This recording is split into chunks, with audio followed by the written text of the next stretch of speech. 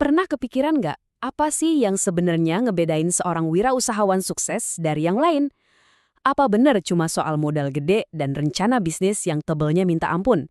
Nah, kita bakal lihat bareng-bareng kalau jawabannya itu jauh lebih dalam dari itu.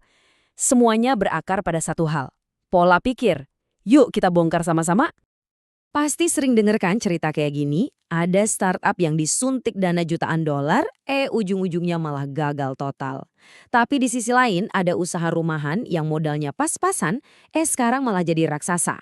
Apa sih rahasianya?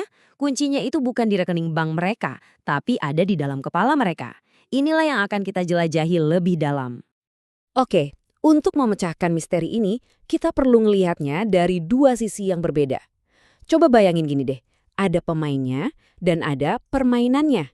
Keduanya ini beda, tapi saling berhubungan. Mari kita bedah satu persatu ya. Pertama, kita bahas sang pemain, yaitu wirausaha. Ini dia nih, tokoh utamanya.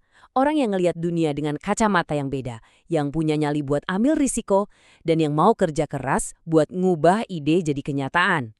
Fokusnya di sini adalah pada siapa orangnya. Nah, sekarang kita ngomongin permainannya, yaitu kewirausahaan. Kalau yang ini bukan lagi soal siapa orangnya, tapi lebih ke apa yang mereka lakuin. Ini adalah prosesnya, sistemnya, gimana caranya mengubah sebuah ide inovatif jadi sesuatu yang punya nilai secara berkelanjutan. Ada kutipan keren dari Peter Drucker yang pas banget buat ngejelasin ini. Katanya, kewirausahaan itu bukan sihir, bukan juga soal hoki semata. Ini adalah sebuah disiplin, sebuah praktek inovasi yang sistematis. Artinya ini adalah sesuatu yang bisa dipelajari dan bisa diterapkan oleh siapa aja, termasuk kita. Jadi ini dia nih perbedaannya kalau kita jejerin. Sang pemain atau wirausaha itu digerakkan oleh karakter, keberanian, dan tujuannya lebih ke kemandirian pribadi. Sementara permainannya atau kewirausahaan, fokusnya itu ke sistem, inovasi, dan gimana caranya menciptakan manfaat buat orang banyak. Keduanya ini kayak dua sisi mata uang yang sama, nggak bisa dipisahin dan saling butuh satu sama lain. Oke, sekarang kita udah paham bedanya si pemain sama permainannya. Pertanyaan selanjutnya, apa sih yang sebenarnya ada di dalam kepala sang pemain ini? Apa yang bikin mereka beda? Yuk kita bedah DNA dari pola pikir seorang wirausahawan sejati. Nah, ini dia kuncinya. Di saat kebanyakan dari kita ngelihat masalah, misalnya macet, antrian panjang, atau layanan yang jelek, seorang wirausahawan justru ngelihatnya sebagai peluang.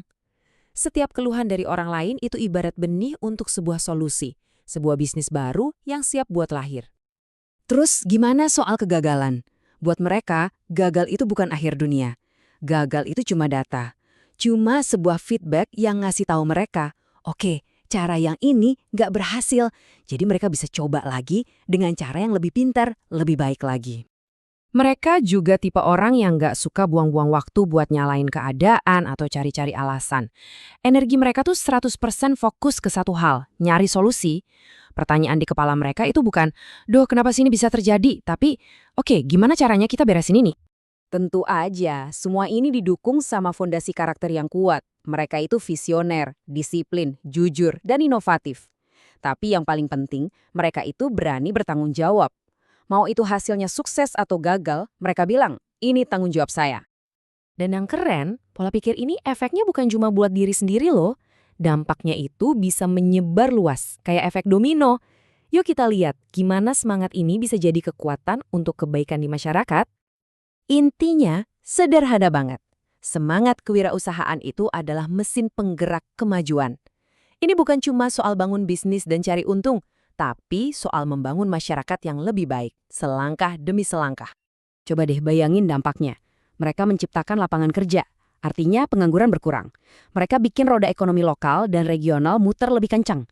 Dan lebih dari itu, mereka seringkali jadi agen perubahan yang membawa solusi-solusi baru untuk masalah sosial yang mungkin udah lama nggak terselesaikan. Oke, mungkin sekarang kamu mikir, wah menarik sih, tapi kan saya bukan pendiri startup. Nah, tenang aja. Bagian terakhir ini justru buat kita semua. Karena pola pikir wirausaha ini bukan cuma buat pebisnis, ini buat semua orang. Benar banget. Pola pikir ini bisa kita terapkan di mana aja.